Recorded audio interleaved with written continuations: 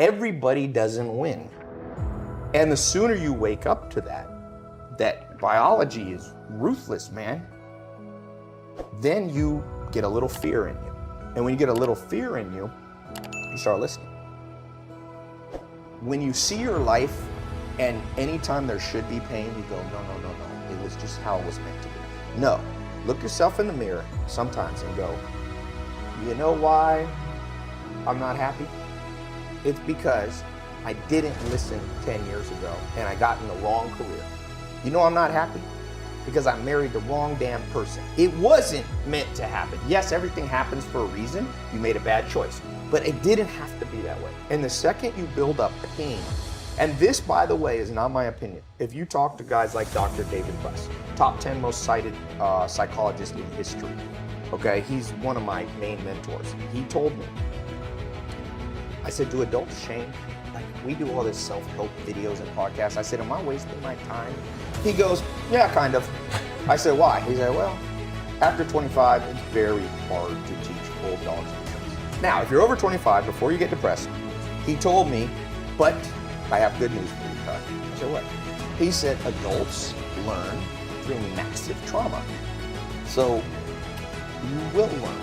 You have to let in some trauma into your life. And that's rough, but no pain, no gain. Like if you are 100 pounds overweight and you want to be able to play basketball, here's my news. Everything happened for a reason. You got fat because you ate too much and you didn't exercise. So welcome to the gym. In the first year is going to be hell, but that pain, hopefully, will reprogram your brain. And every time you want to eat that nasty thing, go, wait, I don't want to go through that thing. So I think one of the myths of society is we won't let pain in. You just excuse it all away. Like, no, that's not going to happen. Oh, you wasted 20 years of life and married the wrong person in the wrong career? Where's the people who go, you fucked up, dude. You wasted 20 years and you will never get it back. You better go in your room and cry. And the truth is, you only learn as an adult. Unfortunately, most people can only change the massive couple. And it was funny. And I was lucky enough to sit next to Kobe Bryant for the last 3 games of his career. Not the very last one, but the 3 ones. So I sat at the end of the Lakers bench right next to him. One of his players, I won't say who, was having a bad game. Free throws, they're lined up. The whole stadium's quiet. Kobe Bryant yells out at him. He goes, dude, you suck. And he wasn't joking, okay? It was shocking to me. No one could hear it unless you're right next. But Kobe turned to Meta World Peace, Ron Artest, who's sitting next to him, and he goes, this positive reinforcement thing is way overrated. People need to hear the truth. Ryan Kelly, he turned around and looked at Kobe, and I was so impressed. He said, I know. He literally sat down and said, yep, I'm lost this game. And I kid you not, the rest of the game, he excelled. He scored 10, 12 points off the bench after that. And I was like, see, this Kobe guy gets it. He's a winner. You can't always just bring pleasure and pat everybody. Oh, he didn't say, yo, Kelly, you're kind of not playing well, but you know, it's all happening for a reason, buddy. Relax, no pressure. He just said, dude, you suck. It was like that. And I'm just going, okay, this is the real Kobe. Narcissism is a protection mechanism, right? So your mind wants to tell you you're amazing. It makes you its bitch. You have to override that and go, you know what? I'm not that amazing. So let me go learn from amazing people. If school system could find all the 14-year-olds and find out what they admire, right? It's the reason I show Lamborghinis and Ferraris, because I got a lot of young followers. And you know what 19-year-old guys like? Lamborghinis and Ferraris. So I show that part of my life because then they listen to the other stuff. So first you got to lead by inspiration. This has been proven over. You cannot pound stuff into people's brain. People actually do the opposite. When parents tell their kids, you got to read, nobody reads.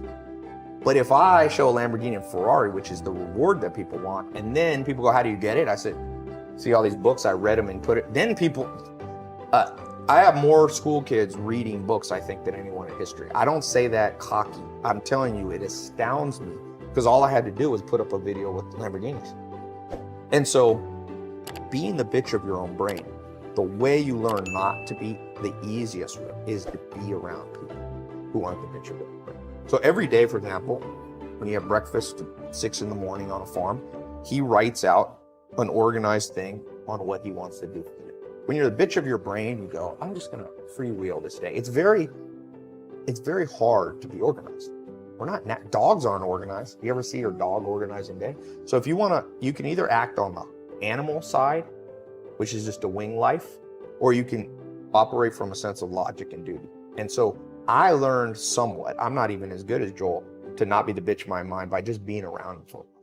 And so that's the best way. Find somebody that you look at them and you go, this is a person of discipline, motivation, self-motivation. They don't need external motivation. They're motivated from within, and spend all the time you can around them.